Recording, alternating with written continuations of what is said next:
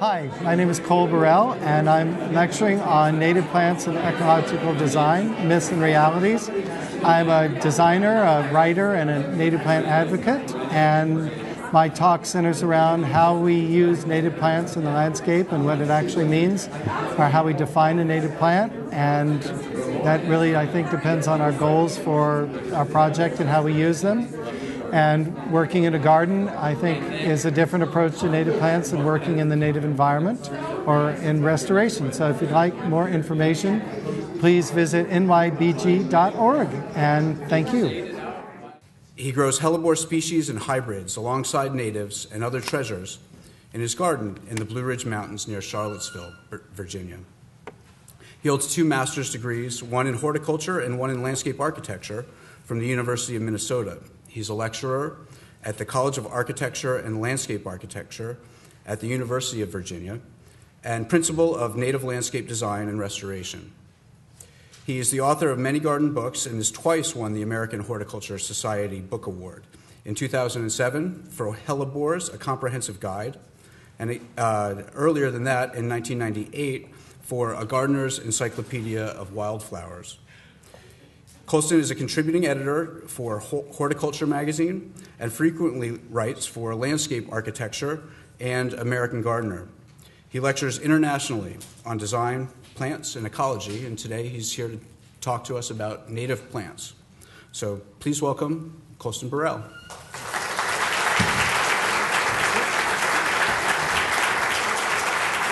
Okay. Can everyone hear me? Okay. Today, I want to share with you really what is, for me, has been a lifetime of discovery.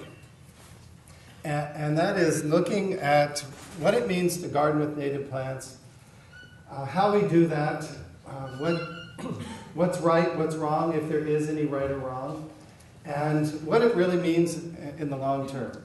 When I first started growing native plants, I was quite young, and the reason I focused on native plants is because I was lucky enough to grow up with about 1,200 acres of wild land adjacent to my small suburban house where my parents moved in the 50s. And my mother was interested in gardening. Her grandmother had been a great gardener in the city of Richmond, Virginia. And that garden was a full sun garden. And when my parents bought the property, it was completely wooded.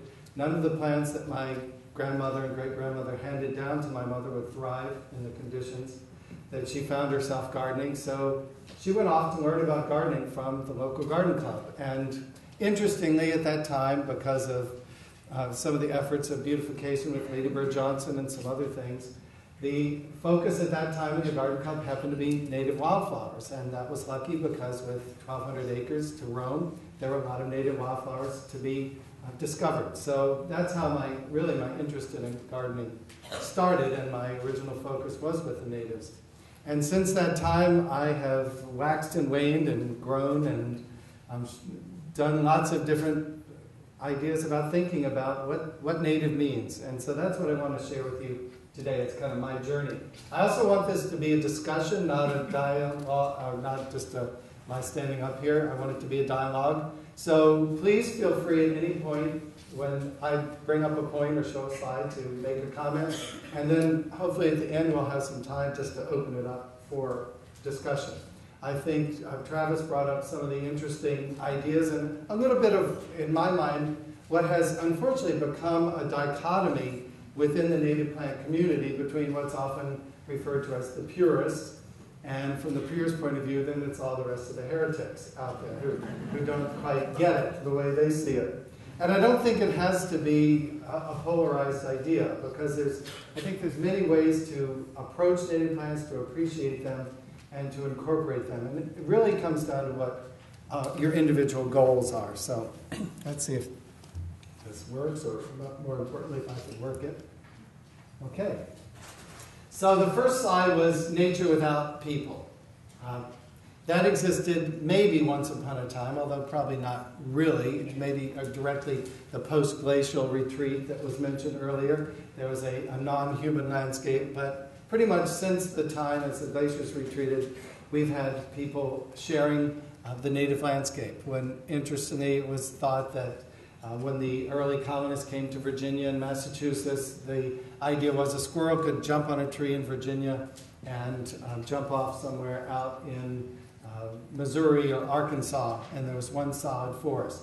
Of course, in the 1600s, when those first permanent colonies were established, there had already been European contact with North America for quite a while, and it was estimated that at the time of that first contact, that there was a thriving Native American community that stretched from coast to coast and from the Gulf through Canada, and that with the diseases brought at that time, these populations were devastated, and when the original colonies were established, there had been a couple hundred years, or close to 200 years of time, for that forest to grow back. So the idea of what these early colonists saw was really a landscape that had suffered from the removal of a human population that really managed the landscape. So North America has a history of human interface, and there's no place we can go. This is the beautiful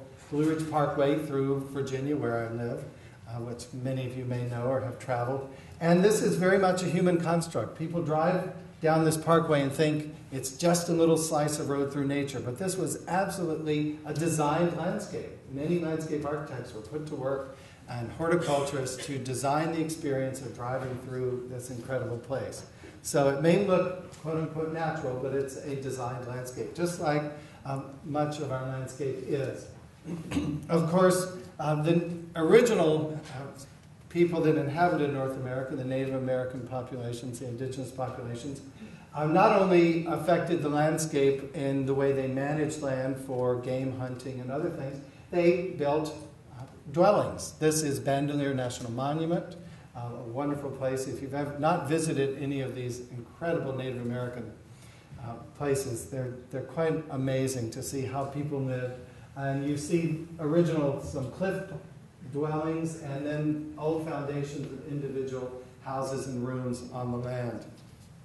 The point being that early inhabitants of North America really lived much more in concert with the land.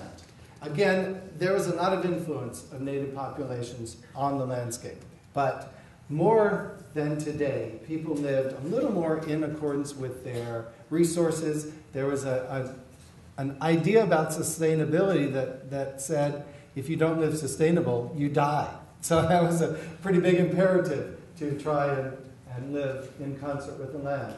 The early settlers, especially as they moved west from this fairly benign climate of the eastern deciduous forest, it doesn't seem benign after a winter like this, but compared to the west, it's a fairly benign climate. And certainly in the west, European settlers lived a little more closely to the land and a little more in accordance with the dictates, at least originally. And as we moved into more modern times, there were certain communities that tried to model this kind of sustainable, harmonious development. This is Sea Ranch in California, and notice the blowing in off the Pacific Ocean, the roofs of the houses matched the wind line that was carved out of the native trees, because the architects and landscape architects that established this community realized that this ocean had a huge impact on the development there and on the houses, so they tried to build in accordance with it. But much more often, we tend to build in a very different way. We build on the land instead of into the land. And unfortunately for us, this ultimately probably won't be too sustainable for our human populations and for the populations of plants and animals that also depend on the land. So somewhere in between this original kind of indigenous ideal and this horrific California subdivision is the reality that we find most of ourselves dealing with. The Sustainable Sites Initiative, or SITES, the number one dictate of the SITES Initiative is do no harm. So, is this doing no harm or is this doing harm? It's a hard thing to do.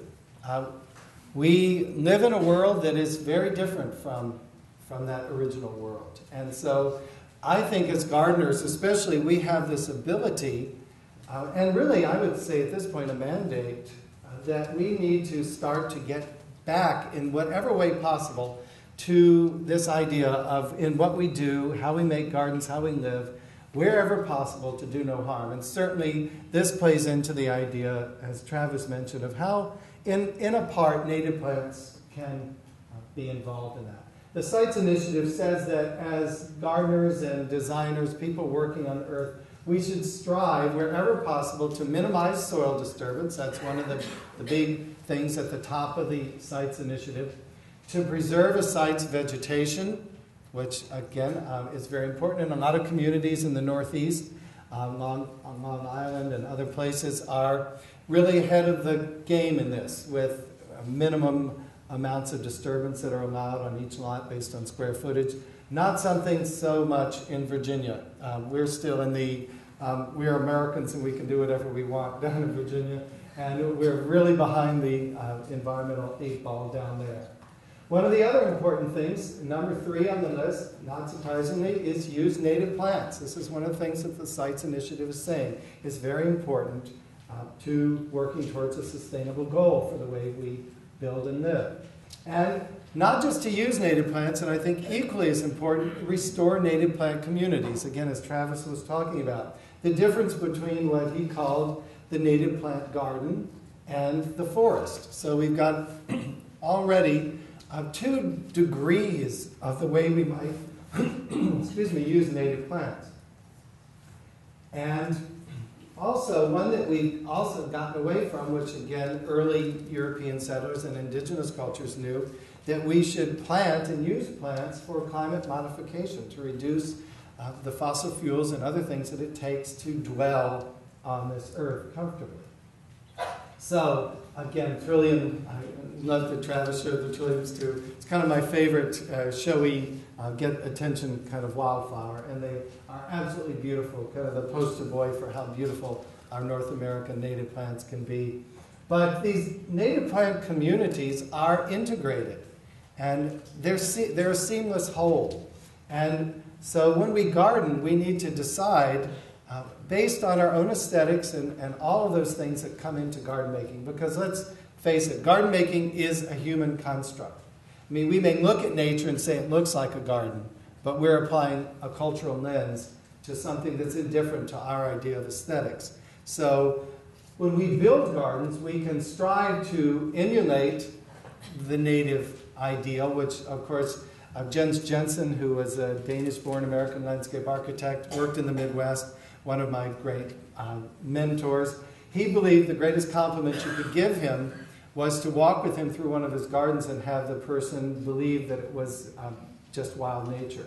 And I had to keep that in mind. Last year, my garden was open for the Garden Conservancy open days, and I've been very busy leading up to the opening and hadn't had time to really buff the garden. You know, if you've been on a garden tour, what you do. And I simply didn't have time to do it. So I opened the garden anyway and just said, yeah, whatever. It's a garden. It's my garden, like it or not. So people came. We had lots of turnout, and I was walking through the garden, kind of just answering questions, and I heard this woman came up, running up to me, and she said, yeah, this is just very interesting. You know, here I was walking all through the pathways, and then I came up the hill and saw lady slippers, and I realized it really had been planted. And I thought, because of the level of maintenance I was giving the garden, at first I thought, well, it was kind of an insult. But then I thought of Jensen and thought what a divine compliment it was. That in spite of the chaos of really not having a gardener in the garden, it looked nice. So we'll start the discussion. What is a native plant? A native plant is many things, depending on your perspective. To Native Americans and early settlers, a native plant was medicine. This is Trillium erectum, which was one of hundreds of very important native plants used for a variety of things. What were often referred to in the early herbals as women's problems. It was actually used to induce abortion, to do many, many different things. It was also eaten as a spring tonic, as many of our native plants were. If you can imagine a long winter with nothing green, no supermarket to give you lettuce and broccoli and all those great things, then the first things that came up in the spring were a rich source of vitamins. Although it was postulated that too much trillium could kill you. I don't think that's true as a gardener, but maybe in medicine or food. Obviously, native plants were indeed food, and many of the berrying plants, as well as the foliage and the root systems of many of these plants, were food. So for many, a native plant was food. For many of us now, a native plant is beauty. It's ornament or something to adorn our landscape because we appreciate the aesthetics of it. This is a beautiful viney native clematis. More and more importantly, native plants, especially our ornamental grasses, which can form the basis of communities, native plants are tools for restoration. They're plants to begin to restore and rebuild communities. And not just meadow and prairie communities, but as, again, Travis mentioned, woodland communities as well.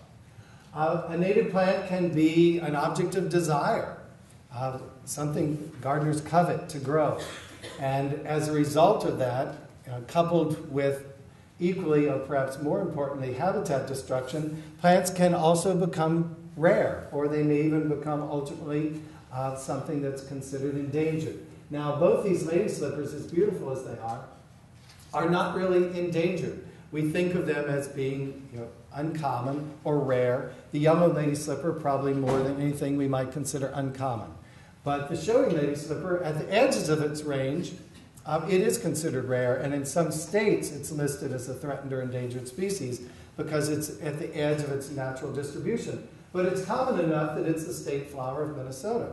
So it really, when we talk about a distribution of plant, how it fits into the scheme of things, is it common, is it rare, we have to think regionally. And so again, much of what we talk about with native plants comes back to this idea that it really depends on where you are, how you perceive things. Some plants actually are endangered throughout their range, or some are a little uncommon. This looks kind of fuzzy. Does that look fuzzy to you?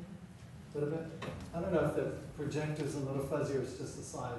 This is the ragged fringed orchid, which is probably uncommon, most people would consider. It has a very specific habitat niche on the edges of ponds and sunny wetlands and seepage areas. But it's fairly common across much of eastern and central North America. On the other hand, the prairie fringed orchid is completely rare throughout its native range, found just in a few sites in North Dakota, Minnesota, and southern Canada. And so here's a plant that, because of mostly habitat destruction, not because people are going out and picking and digging this by the hundreds, but instead all the wet prairies where it's native have been drained for agriculture, turned into housing, and so this plant is now nationally or globally endangered and listed as an endangered species. Native plants are also food, but not for humans necessarily, but forming the basis of a very important food web. So insects, caterpillars feeding on the foliage of plants, and butterflies nectaring on them, milkweeds, and many of our native plants. And then again, coming back to this bigger picture, native plants are parts of communities. They are the structural components of plant communities. Here's a floodplain community. Again, one of those places that we tend to look at and think, it looks messy, it's not very pretty, it's scary and dangerous because sometimes the river overflows its banks, and when we build our houses in the way, then suddenly floodplains are the bad guys. But this is a great example, kind of a dramatic one, of how important natural process is and how often we're at odds with natural process because of the way we live versus the way the process works. And this is the Mississippi River in March or early April, I guess, because it's starting to green up, doing what it does every single year, overflowing its banks and replenishing the soil of the floodplain, enabling the native plant community there to thrive. And when you cut off this flooding, that native plant community changes and often dies.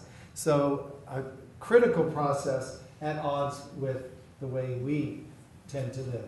And then there's this little kind of insignificant thing that without plants we wouldn't exist because they form the basis of the food pyramid and the simple act of taking sunlight and water and carbon dioxide and making oxygen, which we need to breathe, and glucose, which is stored and forming the entire basis of the food pyramid through what's called net primary productivity, how much energy is stored in plants through absorbing carbon dioxide, water, and sunlight. And that food web, which is so important to our existence. So whether we think of that community as being simply a native plant community driving this, or just any community of plants, all plants give us oxygen, but not all plants form part of the important base of the food pyramid. So another way to think about native plants. When I first got involved in native plants as a professional, as curator of native plants at the National Arboretum back in the early 80s, of course, with any young professional, we're always great zealots. We think we invented the world and thought of everything for the first time. And no one before us had ever thought about any of the things that we were grappling with. And it was in 1983 or 4 that the first native plant conference at Locality was founded in Cullowhee, North Carolina, at Western Carolina University. There was a very small group of people. Daryl, you were there, weren't you, at the very first one? Where are you? Yeah, there was how many of us were there? About 60 or 80. It's now 425 people strong, and it's been going on for getting close to its 30th anniversary now. But early on, there were just a few of us, and we'd sit up all night face to face, so excited that there were other people in the world, and not just in the world, but in the room, doing the same things we were doing and thinking the same thoughts. And then the more you started to look back at the garden literature and all these things, you saw that it was all a continuum, that we were there rehashing things that people had thought about before, putting a new and modern spin on them, and moving the whole idea forward. And so we became what we all considered advocates or apostles for native plants, going out into the world as great missionaries to start promoting how important native plants were and that we should be using them, in part because, from my perspective anyway, and for many of us at that original conference, we were all suffering from homogenization burnout, because everywhere you went, you saw the same landscape plants, the same businesses, the same strip malls, and everything looked the same, and North America was losing its regional identity. For a native plant enthusiast or a botanist or a good horticulturist, you could drop blindfolded out of an airplane, take off your blindfold, and if there were any native plant community nearby, you could know where you were. Well, we were fast losing that, because you could drop someone down on a strip mall in New York or Virginia or Colorado and have no sense of regional identity. And so originally for us, a lot of talking about native plants was to reestablish some sense of where you were in the world and what that meant. So that was a big goal of promoting. That goal stood on some very important shoulders, and one of the most important things that I think often gets taken for granted or overlooked is without some of these early pioneers, especially Mrs. Williams Dana in 1840, I think, I'll misquote the date, I believe it's 1845, was the first edition of her book, How to Know the Wildflowers. She was a New England gardener, and she produced a layperson's guide. She predated Peterson. As important as Peterson is, she was like the original Victorian Peterson, telling people, here, if you go out into the woods, here's how you identify your plants. And without being able to do that, an average person who wasn't trained in botany who could not use a dichotomous key, which at that time were the only books on wildflower identification were scientific keys. So she and others popularized a way to identify plants by looking at color of the flower, pictures, and actually learning about their native plants. That was really essential to set the stage for beginning to appreciate and understand wildflowers. And I don't think often we give enough credit to those early pioneers through Peterson and Newcomb's, of course, underwritten with help from the New England Wildflower Society, and some of these great people that were telling us how to identify plants, and also the great writers that came long before my interest and actually tutored me through their writings on how to grow native plants. My Wildflower Garden by Herbert Duran, thank you. A very early book. Actually, I have to admit to grand larceny. I usually buy my books. Of course, these books you'd have to buy at used bookstores. And I searched and searched for a copy of Herbert Duran's book. Actually, the original one was called My Wildfire Garden. It was reissued as Taming the Wildlands, which I don't have in here. So the library at Virginia Tech, where I was an undergraduate, had like 5 copies of the book. So I checked one out, and with the intention of not returning it, but instead of reporting it lost and actually paying for it, not simply thieving it, just kind of misplacing it until it was paid for. And I had searches out with all these book dealers, trying to find this book, and I finally just got frustrated. So I took the rattiest old beat-up copy that had a broken binding. It wasn't like I was trying to be good in my grand larceny. And so I took the book out, and then I said, well, I can't find the book. What's the fee to replace it? And I paid the fee. The very next day, and I think it was outrageous, like $40 to replace this book or something. The very next day, I got a call from a bookseller who'd found a copy of the book for $10, first edition, in perfect condition. So crime really doesn't pay. But I got the book, and then I bought the first edition also. But all these great people were so inspirational. B.B. Miles, Bluebells and Bittersweet, she worked at the Wildfire Preserve up in Washington's Crossing, Pennsylvania as a volunteer. All these people wrote wonderful books that, for me as a young gardener, inspired me. And the literature continues to grow up through Noah's Garden and many of the modern books from old. Another thing that certainly the native plant movement didn't set into motion, but was coupled with that, was preservation of land. The Park Service, of course, very important in this. One of the leaders with the National Park System, which is so incredible in this country. But land preservation became more and more important, and there are a lot of people working at a grassroots level, at a community level, understanding that native places and the native plants within them were disappearing. A lot more effort was starting to go into land preservation. Because once it's gone, it's gone. And so instead of losing the plants and then trying to restore them, the effort was to save the places where they grow. These beautiful places, like especially back to the floodplains, these unique environments which have often been considered wastelands or unimportant and are remarkably beautiful. And the prairie, 0.1% of the North American prairie exists in most of our states and Canadian provinces.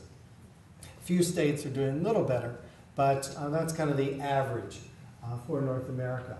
And so these amazing prairie places were fast disappearing. And the Nature Conservancy departments of natural resources have been stepping in and buying up parcels.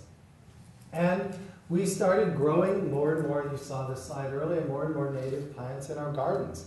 I mean, just promoting the beauty and versatility of these plants to get people to look back at what used to be a very important part of the horticultural palette.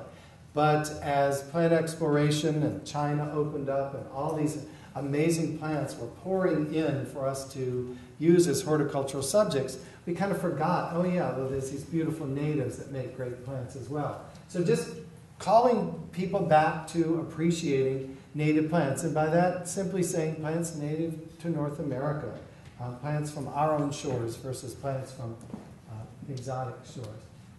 And there were many accomplishments along the way. When you get it right, it's right. There's a fit. Anyone see the fit here in this photo? I love this. This was a sculpture installation out, I think it's Stan Hewitt Arboretum or somewhere, and the robin picked the right egg.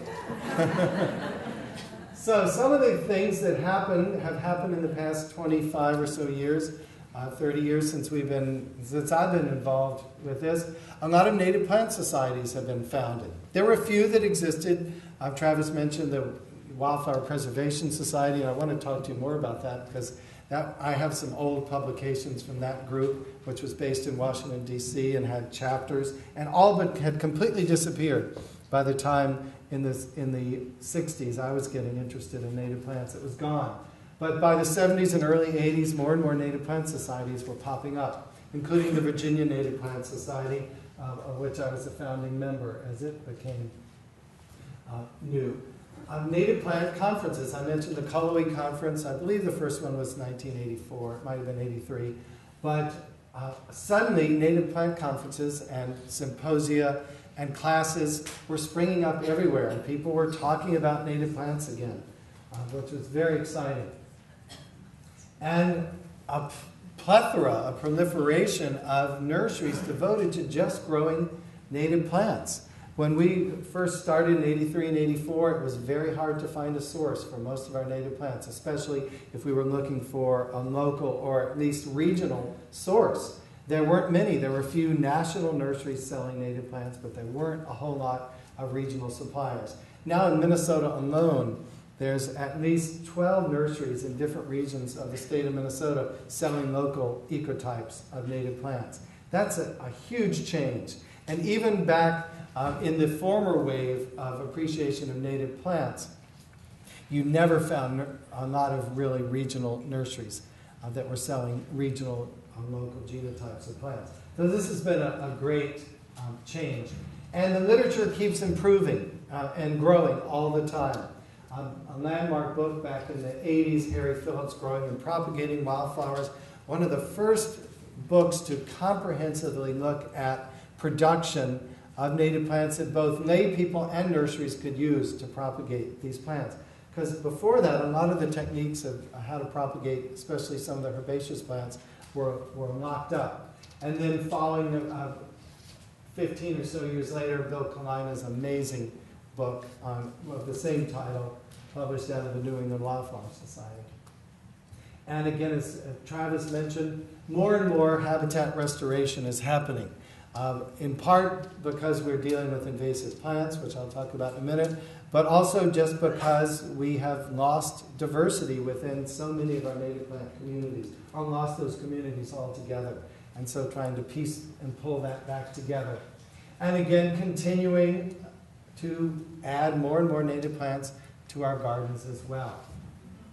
I can't emphasize enough the importance of this amazing woman who, from my mother's garden club, being interested in native plants as something back in the 50s, up and continuing after her death a few years ago with the founding of the Lady Bird Johnson Wildflower Center. I just learned today there's the first regional satellite is here in New York, which is just amazing.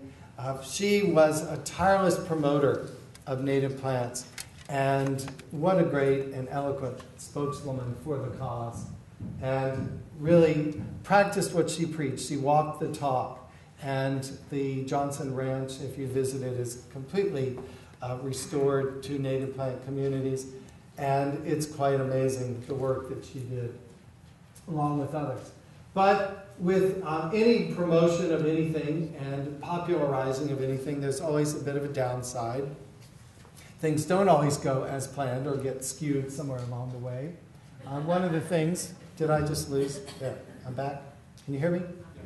One of the things was the meadow in the can, or the instant meadow, this idea that native plants were so easy, all you had to do is scratch the ground, throw some seeds down, stand back, and voila.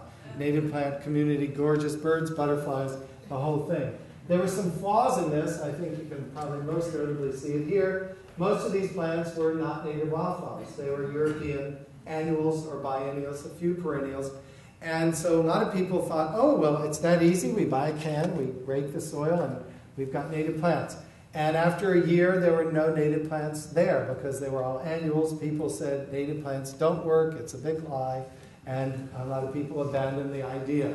So this was not a good idea, and I'm happy to say I actually, on the internet, scoured for a picture of the original meadow in a can, and it doesn't exist. I could not find an image of meadow in a can. So I think that's a good thing, that doesn't exist anymore.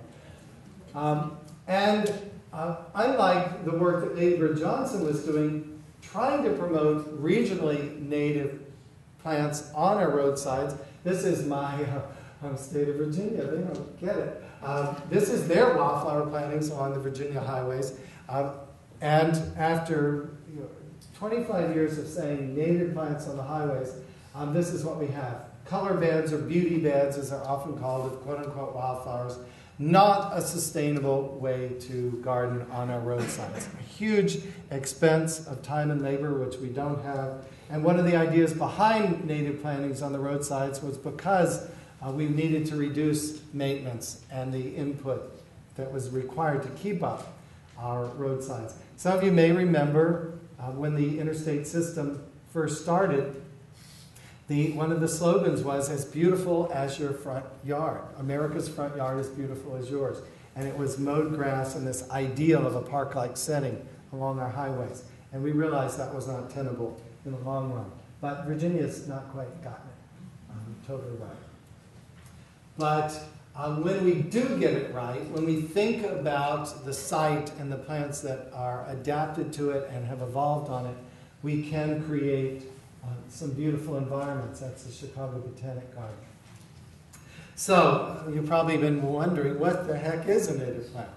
I think the thing that I hope has come out of the discussion so far, and we'll focus it as we start to get into a group discussion, is that this word means many things to many people, and it's all about your goals and your objectives for thinking about, talking about, or using native plants. Here's beautiful Itea virginica.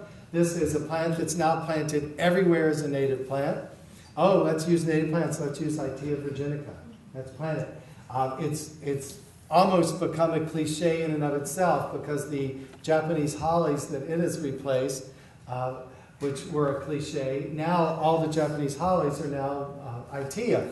So we're kind of doing the same thing in a way with our native plants as we did with regular cultivated plants, and they're losing some of their meaning and focus by just overusing them. Now granted, there's a limited number of good plants that stand up to the rigors of the built environment, especially a public environment versus a home landscape. But still, I think we can think about things a little more than that. Native at least, is a buzzword. And there's lots of buzzwords around. Organic is a buzzword. I'm not organic peat moss. Show me peat moss that isn't organic. We're using the word native to sell an idea. And the idea, I think, needs to be backed up with some knowledge. We get into, again, what Travis was talking about. I think most of us would agree this is a native plant, right? But, if you mix things up, is this a native plant? Here's a double Trillium Grandiflora. This plant occurred in the wild. It wasn't hybridized, bred to be double. It was a natural mutation in the wild. Fred Case, who many of you may know, and unfortunately just a few weeks ago passed away at the age of 83 from a battle with cancer. Fred, being an avid trillium collector, this is in one of his trilliums, he has found 17 different double forms of trilliums, all within a 100-mile radius of an area in central Michigan, all of which occurred spontaneously in the population. So if you say, all right, this is not a native plant, that's a discussion to be had. That's one of the things I want us to talk about. It is not a viable, self-perpetuating member of a native plant community because it's sterile, being double, but it did occur in the wild. So how do we define what is native? Another example, rue anemone in its pink form, which is a geographic form or variant within the wide range of this plant. Most of the plants in Minnesota are pink. Most of the ones where I live in Virginia are white. What about this double-flowered pink selection? This again occurred in the wild. Again, an area in southeastern Minnesota. About 8 different double clones of this plant have been found in a small area of about 40 acres or so. So something within this population is feeding genetic mutation. And this one actually produces pollen and has pistils, so it can reproduce itself. And some of the offspring does come double, some single. If, God forbid, a native plant touches a non-native plant, have we negated its nativeness? A lot of people do feel that native plants should not be used with non-natives. Some feel non-natives shouldn't be used at all. So this is an area I want us to have a little discussion about. Provenance is important. And not only provenance, but ecological niche. This is bald cypress. And this is a plant that grows up into southern Maryland on the eastern seaboard. It grows up into southern Illinois in the Mississippi drainage. It's a plant that's found only in areas like you see here, on the edges of wet areas, often growing out in the water. Now, we often think when we talk about native plants, one of the things we sometimes skew a little bit is that we say, well, the place where a native plant grows is its preferred habitat or preferred environment, and that's the only place we should grow it in a garden. Well, bald cypress is interesting because many plants, especially plants like this that grow towards the edge of either very hydric or wet or very xeric environments or dry environments, are pushed there because they're not good at competing in the middle, in that moist, perfect loam world. They're outcompeted by other plants. And so they get pushed to the edge because that's where they get competitive advantage. Survival for plants is not about liking or not liking something. We anthropomorphize them. But it's more about where that plant can grab and hold on to a niche, wherever it falls on the ecological continuum or the successional continuum of the change in the plant community. So bald cypress may or may not like water, but it can compete in an aqueous environment where it doesn't compete well in an upland. And its reproduction is tied to drawdown in this wetland. So the seeds don't germinate underwater. This wetland has to dry out in order for the seed to germinate. So it's growing in that environment because it can stand the compacted soil and the anoxia and all those things. But still, to germinate, it must have drawdown. Now, some wetland plants can germinate through water. This one can't. So if we're to say the only place the place it likes is wet, it grows fine in an upland condition. It grows fine up into zone 4. But is it a native plant when taken out of the environment where it grows and reproduces and forms a community? That's another of the questions I want us to address. Because when we say native, again, Travis talked about this. This is North America. So we can say Itea is a great native plant. It's native to North America. We should grow it. Or we can say Mahonia nervosa is a great native plant. It's native in the parts of the Rockies in the Pacific Northwest. It's a great native plant. It's native to North America. But look at the difference as you move across the eastern deciduous forest into the Great Prairie, into the Great Plains, the Rockies, the Basin, and the West Coast. There is an amazing difference in the environmental gradient, the climate, the imperatives for plants that grow across this. So when we say it's native, are we simply saying it's a North American plant and we should appreciate it? Is it native to the eastern deciduous forest or the Appalachian Mountains, if we narrow the focus in? Is it native just in the Appalachian Highlands Plateau? Is it native to a certain series of ridges within the Appalachian Highlands? Or is it native to a certain draw or gully within some state, within some place there? And on the ground, what is that community really like? These are the degrees to which we have to think about what it means to be native, from the biggest sense to the site-specific scale. And our goals are different there. The Federal Native Plants Committee had, I don't know how any body, much less a government one, decided on a definition, but they did. You get two people together and you can never get complete agreement with more than one person. And sometimes you argue with yourself and you're not sure. But this committee came up with a great definition. A native plant species is one that occurs naturally in a region, state, ecosystem, and habitat without direct or indirect human action. I think this is actually a fairly good definition because we've often said anything that was pre-European settlement. Well, Native Americans moved plants around, and they used plants for food. There were all those things we talked about earlier. And so the plants moved with people. So this, I think, is a good working definition of what is a native plant. You often hear it said that native plants are better adapted than non-native plants to local ecosystems. That's one of the justifications given why we should grow native plants. Well, that's not a native plant. It looks really well adapted to me. So simple statements like this don't get us anywhere. We can't make these blanket statements about native plants because it confuses the issue, especially to people who are just buying in, just trying to learn. When you say, oh yeah, you shouldn't use exotics because they're not adapted. And then if they aren't, why do we have an invasive species problem? To that end, and available outside, I found through funding from the Federal Highways Administration and working with the BBG and the Chanticleer Foundation, we were able to produce this guide. And I'm very proud of this book because I think it's been great for at least calling into question. It doesn't provide all the answers, as no book can, but at least trying to get people to think about the plants that are regionally adapted and perhaps are appropriate choices for some of the plants that horticulturally have become problems in our landscape. What about bamboo? How bamboo has changed our landscape?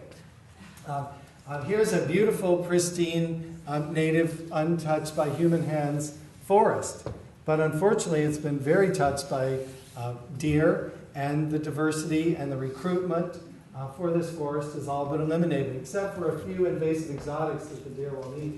Now that's one thing.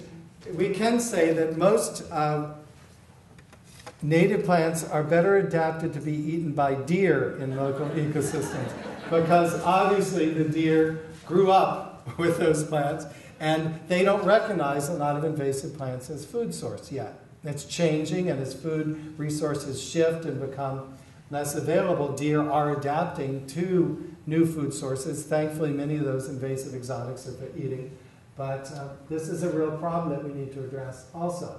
So this brings us back to this idea of do no harm in the Sustainable Sites Initiative.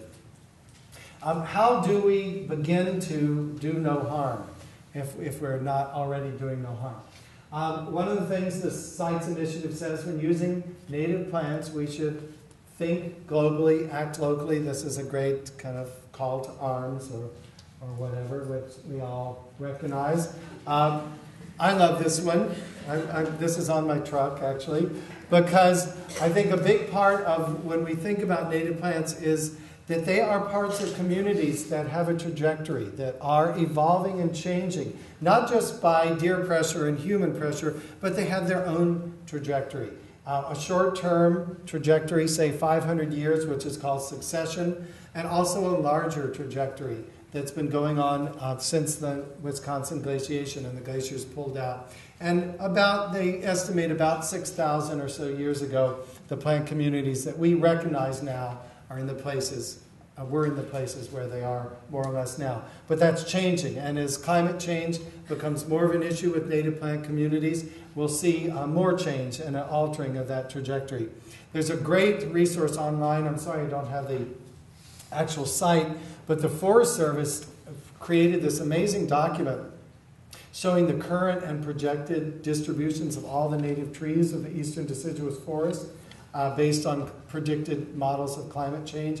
And it's now available online. So if you Google Forest Service and trees and climate change, you'll find it's an amazing book that shows how certain plants will be able to adapt and others will be snubbed out because of natural barriers or distributional limits. So Doug Ptolemy wrote a wonderful and very influential book a couple of years ago, Bringing Nature Home. And I think this has been a great starting point for us in the idea of doing no harm. And I think if there's one thing we can all do, it's at least in this regard, is to recognize that, as I mentioned earlier, plants form the basis of this incredible food web. And just above the plants are insect friends. And if we can just get over a few holes in our leaves, plants that are site-adapted, site-specific, and appropriate natives that the insects can use, we'll be beginning to rebuild that food web. And as what Doug refers to as the carrying capacity of that site. And the greater the diversity of plants and the greater the diversity of insects and the greater the carrying capacity of an individual garden or site is. And to me, that is a real starting point for all of us where we can indeed do no harm. Because we really need to start thinking about our homes, our landscapes, both public and private, as part of a global ecosystem, which they are. William Cronin, many of you may know, is an ecologist in New England, and he wrote a wonderful essay in a book he edited called Uncommon Ground. And in that book, he wrote an essay called The Trouble with Wilderness. Has anyone read that? He basically said the trouble with wilderness is, as soon as we have a protected area, a central park, a park preserve in the suburbs, a national park, something we can draw a boundary around and say nature is safe there. He believes, and I would concur, that it really gives us license to despoil everything that's outside of that boundary, because we know somewhere somebody's taking care of nature for us with a little circle or boundary drawn around it.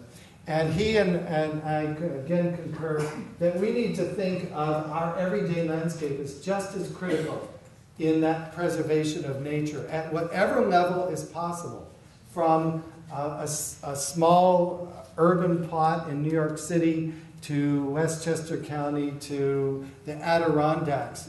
Every property has a part to play in this, and native plants, at whatever level we can use them, and if we can't go native, green in and of itself that we can add is a really important part of envisioning a oneness with where we stay, because it is a connected web. It's an amazing diversity of plants that we respond to emotionally, aesthetically.